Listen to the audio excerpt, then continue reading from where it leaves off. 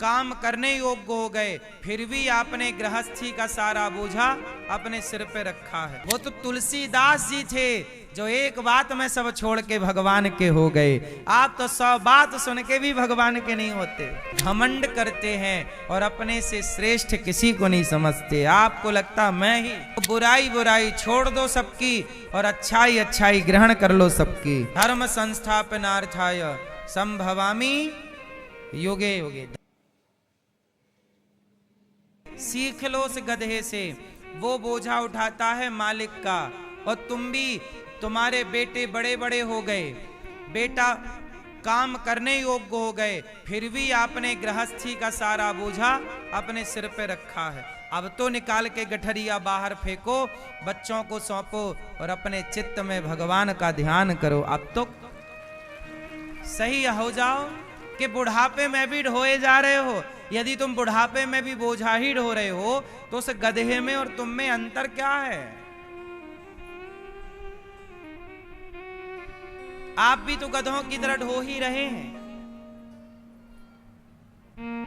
लातें खा रहे हैं परिवार में, बातें सुन रहे हैं परिवार की, फिर भी एक संत जी थे, वो जा रहे थे तो द्वार पर ना एक पति पत्नी का झगड़ा चल रहा था।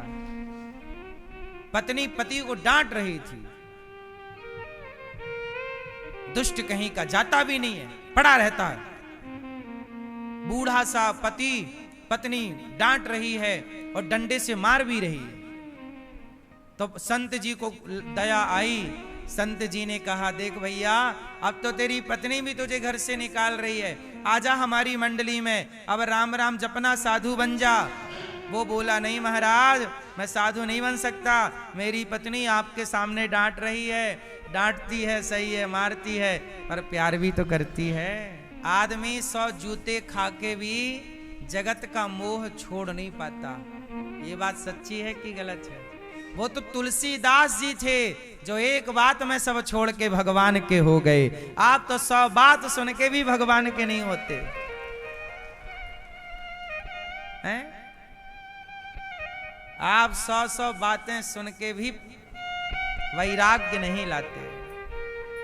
जगत का इतना अटैचमेंट है, आपको पकड़ रखा है। इसलिए गधा को भी आप उससे भी सीख ग्रहण कर सकते हैं। सीख लीजिए। गधा भी सिखा रहा कि अब बोझा कब तक ढोएगा, अब तो चिंतन कर भगवान का। ऊंट से क्या सीखा आपने? ऊंट से क्या सीखा?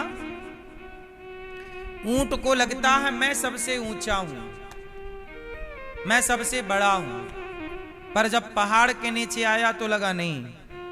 तो क्या बोली कहावत के आया ऊंट? हाँ, ऊंट से आप ये सीखो कि वो अपने से बड़ा किसी को नहीं मानता।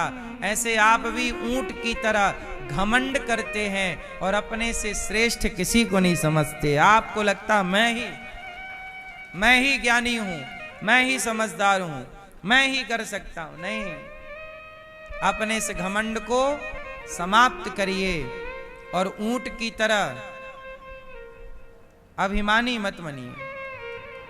ऊंट अभिमान का प्रतीक है, इसलिए हम सबसे सीख सकते हैं। गुलाब से क्या सीखा आप लोगों ने?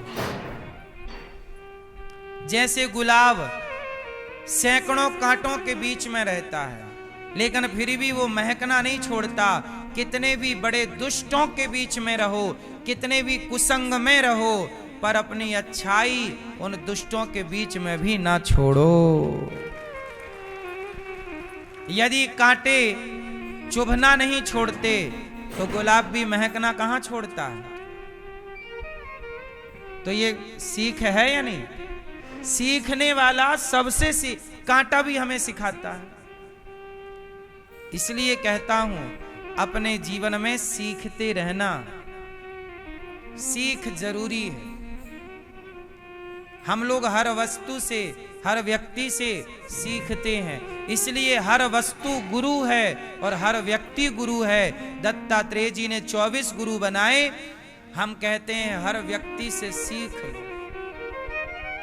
हर व्यक्ति में अच्छाई और बुराई होती है, हर वस्तु में अच्छाई और, तो बुराई बुराई छोड़ दो सबकी और अच्छाई अच्छाई ग्रहण कर लो सबकी। जैसे मधुमक्खी, मधुमक्खी हजारों पुष्प पे जाकर बैठती है। किस पे बैठती है? हजारों फूल पर, हजारों पुष्पों पर जाकर